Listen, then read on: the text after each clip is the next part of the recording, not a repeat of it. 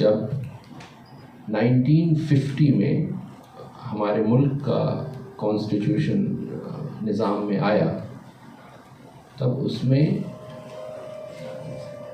जो अलग अलग राइट्स एंड ड्यूटीज़ को रखा गया, उसको सुप्रीम कोर्ट ने बाद में ये कहा एक दो जजमेंट में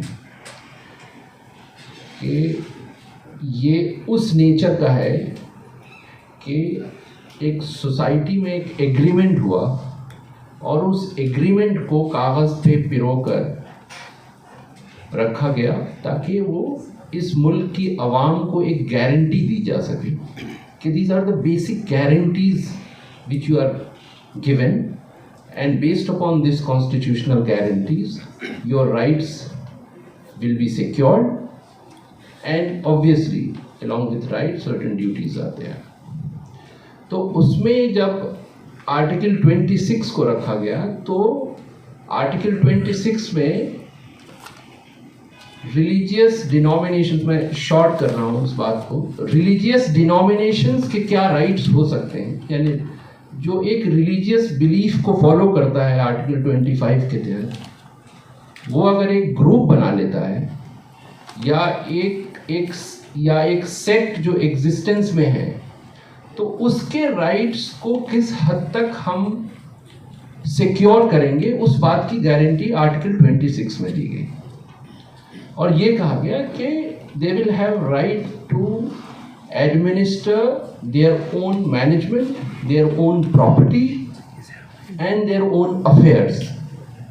तो जो आज अगर हम वक्फ की बात करेंगे, वक्फ प्रॉपर्टीज़ की बात करेंगे, तो उसको अगर हम आर्टिकल 26 के तहत अगर देखते हैं तो उससे ये वाज़ेह है कि इस तरह के हुकूक जो हमें किसी भी सेक्ट को दिया गया वो 26 से प्रोटेक्ट होगा। ना सिर्फ वक्फ प्रोटेक्ट होगा, आज हर मज़हब के लिए, चाहे वो क्रिश्चियन मिशनरी हो, चाहे वो हिंदूज़ के मठ हो, आश्रम हो, मंदिर हो, गुरुद्वारे हो, वो उसी को बुनियाद बनाकर सारे प्रोटेक्शंस हर जगह मौजूद हैं। तो विद दिस बैकग्राउंड जब हम वक्फ की बात करते हैं तो 1910 के बाद से जो आज तक जो वक्फ के बारे में जितने कानून बने हैं, शुरू में प्रॉब्ली वो उसका खाका तैयार हुआ, उसके बाद फिर वो 1936 आया, फिर 1954 आया, फिर 1995 आया, 2013 आया। तो ये अलग अलग स्टेजेस पे वक्फ में क्या बुनियादी एक प्रोटेक्शन होना चाहिए, उसमें इम्प्रूवमेंट होता गया, आज तक हुआ। And that was just to secure article 26 rights of a religious denomination which was of Muslims. तो इस तरह से वक्फ की प्रॉपर्टीज को वक्फ के लेजिस्लेशन को जब हम देखें आज के दिन में, तो वक्फ का लेजिस्लेशन 3-4 बेसिक पैरामीटर्स पे आज है। उसमें ये है कि अगर कोई इंसान, कोई मुसलमान या कोई भी पर्सन ये कहे कि हमें अपनी प्रॉपर्टी खुदा के नाम पर उसको देना है, तो उस प्रॉपर्टी का एक लेजिस्लेटिव मैकेनिज्म में एक प्रोटेक्शन होना चाहिए जो है।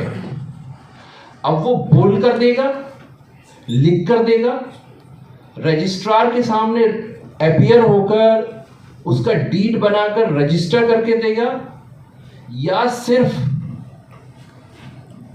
किसी के हवाले कर दे और ये कहे कि आज से मेरा इससे कोई ताल्लुक नहीं है और वक्फ के नेचर में वो इस्तेमाल होना शुरू हो जाए।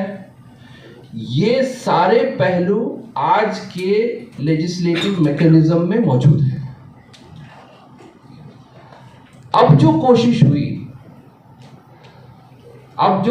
हुई उसमें ये कहा गया कि साहब ऐसा है, जो अभी रिसेंट अमेंडमेंट्स हैं, जितने अमेंडमेंट्स हैं उनमें सब में जाने की ज़रूरत नहीं है, लेकिन जो बेसिक चेंजेस लाने की बात हो रही है उसमें ये 3-4 अहम पहलू हैं। एक तो ये है कि बगैर रजिस्ट्रेशन के वक्फ नहीं होगा।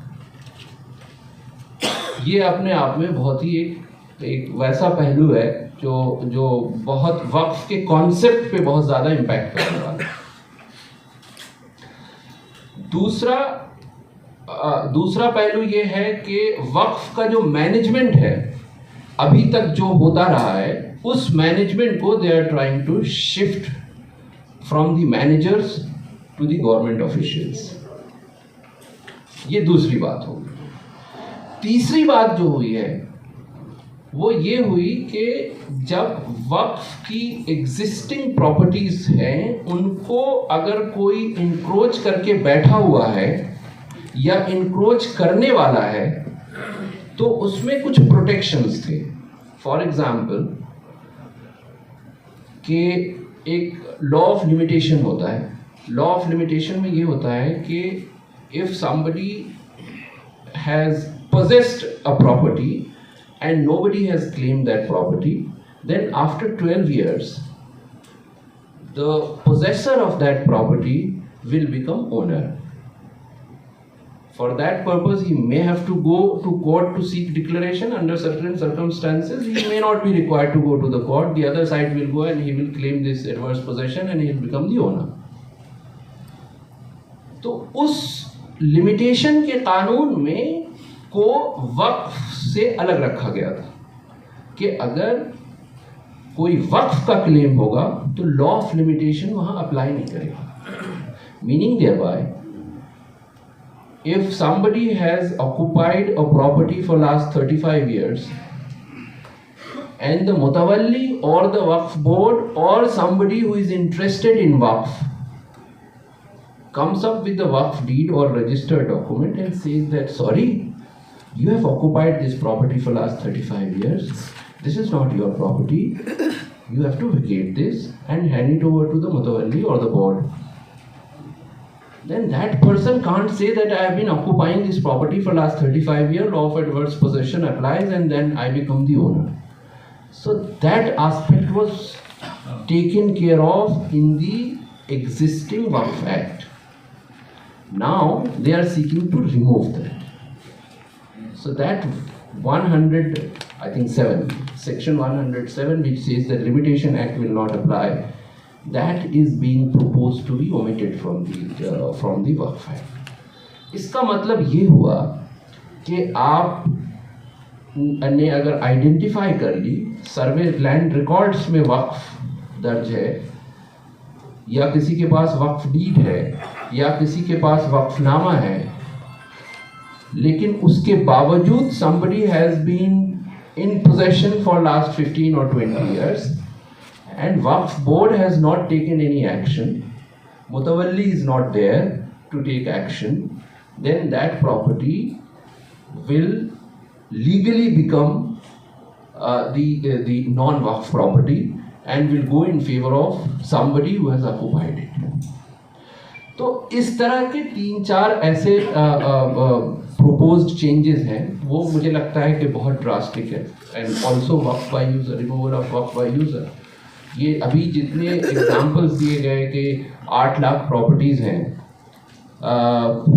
जो 1-2 स्टेट्स में, तमिलनाडु और आंध्र प्रदेश, इवन तेलंगाना, मुझे लगता है कि सिर्फ 2 स्टेट्स की जो टेम्पल्स की प्रॉपर्टीज़ हैं एग्रीकल्चरल प्रॉपर्टीज़, सिर्फ उन प्रॉपर्टीज़ को अगर एक जगह रख के देखा जाए तो सिर्फ 2 स्टेट की प्रॉपर्टीज पूरे हिंदुस्तान की वक्फ प्रॉपर्टीज से ज़्यादा है।